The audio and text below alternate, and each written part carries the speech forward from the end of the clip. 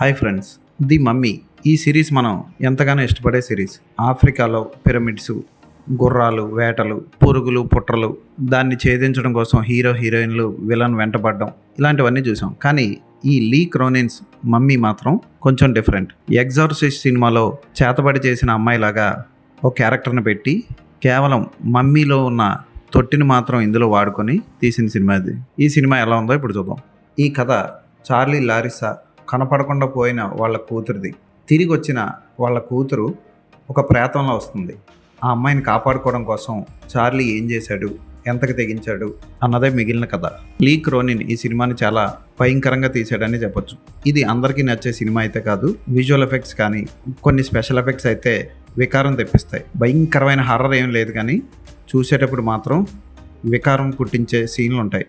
చర్మాలను చీల్చేసుకోవడం, పళ్ళు ఇరిపేసుకోవడం, రక్తాలు వచ్చేయడం, ఇలాంటివన్నీ ఉంటాయి ఈ సినిమాలో.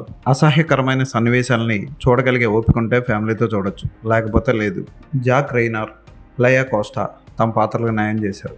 కూతురు కోసం పడే తపన్ని వాళ్ళ పాత్రలో చక్కగా చూపించాడు. ఇక పాపగా నటించిన అమ్మాయి చాలా బాగా చేసింది.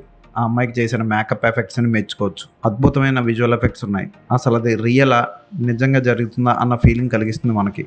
ఫోటోగ్రఫీ బాగుంది, ఆర్ట్ డైరెక్షన్ బాగుంది, కెమెరా వర్క్ అదిరిపోయింది, బ్యాక్గ్రౌండ్ మ్యూజిక్ కూడా సినిమాకి ప్లస్. అయితే ఈ సినిమాని చిన్నపిల్లలతోని ఆడవాళ్ళతో చూడకపోవడం మంచిది. తెలుగులో కూడా రిలీజ్ అయిన ఈ సినిమా హర్రర్ థ్రిల్లర్స్ ఇష్టపడే వాళ్ళు ఒకసారి చూడొచ్చు. ఈ సినిమాకి నేను ఇచ్చే రేటింగ్ 3/5.